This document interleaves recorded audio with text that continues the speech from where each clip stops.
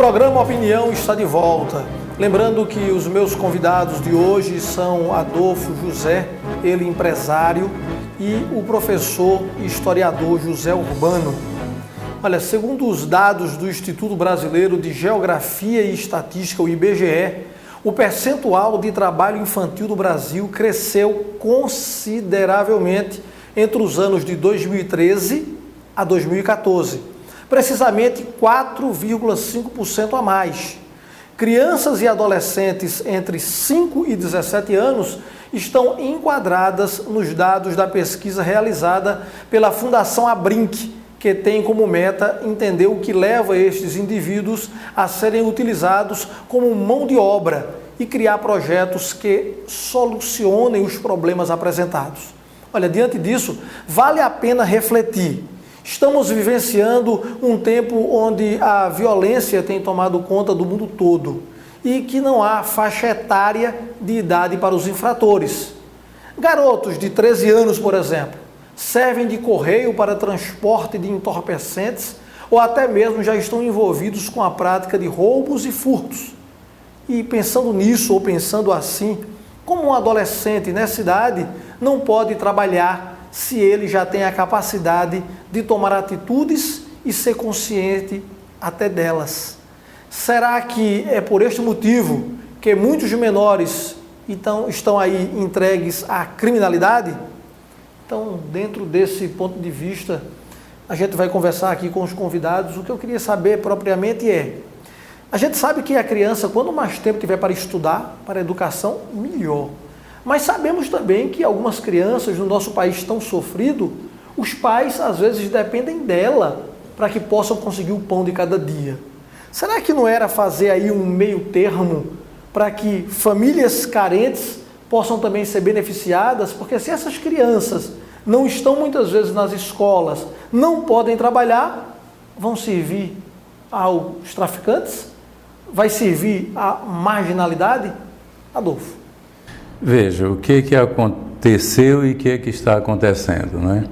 Eu, por exemplo, na minha infância e juventude, eu trabalhei muito mesmo. E muitos amigos meus e minha família também trabalharam.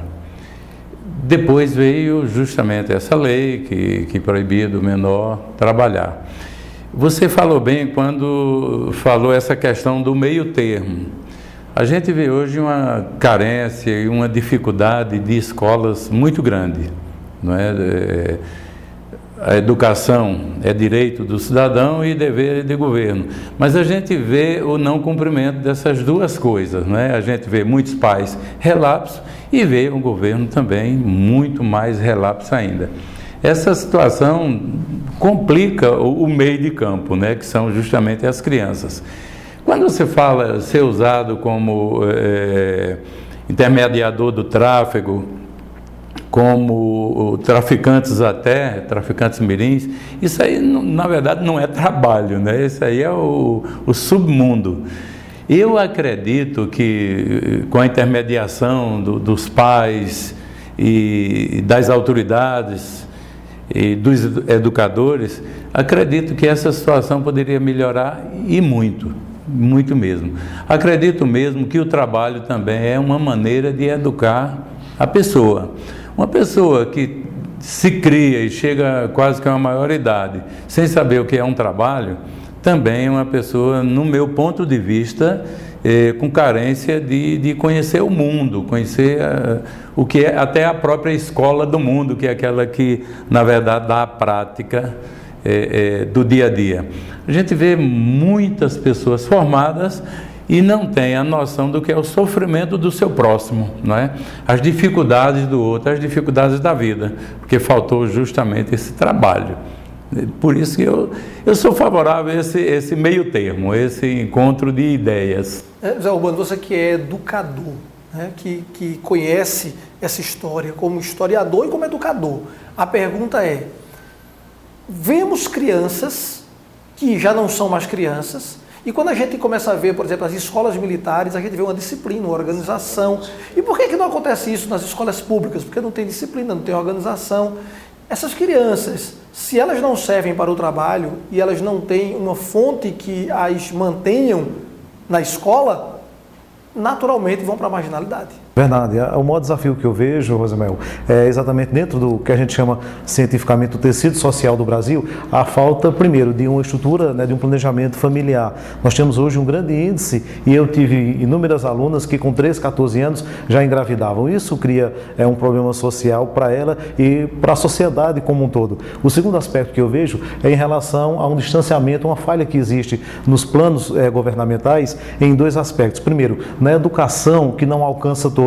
Bem como falou seu Adolfo, segundo dados do IBGE e do Ministério da Educação, o Brasil tem hoje pelo menos 5 milhões de crianças fora das salas de aula. Só que a educação não pode ser de qualquer jeito, a educação precisa ser qualificada. Os governos, no meu entendimento, federal, estadual, municipal, deveriam ser atentos e potencializar a educação. Nós, enquanto educadores, né, precisamos de melhores condições de trabalhos, que obviamente começam no aspecto salarial, mas tem outros fatores, a infraestrutura da escola, a qualidade do material pedagógico, né, isso é uma responsabilidade que, a meu ver, tem sido deixado de lado. E um outro aspecto que eu vejo, por exemplo, seu Adolfo como empresário, como um homem gerador de empregos, no meu entendimento, a legislação é muito frágil quando ela não se propõe a estimular um plano onde, por exemplo, seu Adolfo, enquanto empregador, possa ter benefícios para ele, como empresário, gerar novas vagas dentro daquele projeto que, infelizmente, fica só no lema, que é muito bonito a conversa, do estímulo ao menor aprendiz, mas na prática em si não funciona dentro das empresas, como, por exemplo,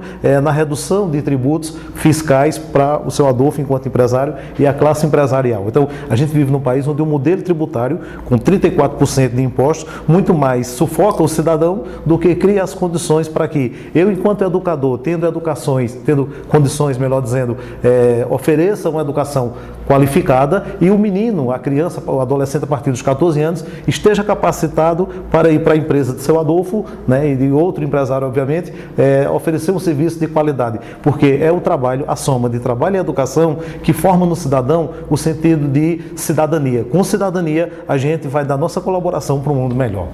Olha, na semana passada, o Senado aprovou uma medida provisória que tem como base punir de forma mais severa aqueles que bloqueiam ou interrompem a circulação de veículos no trânsito.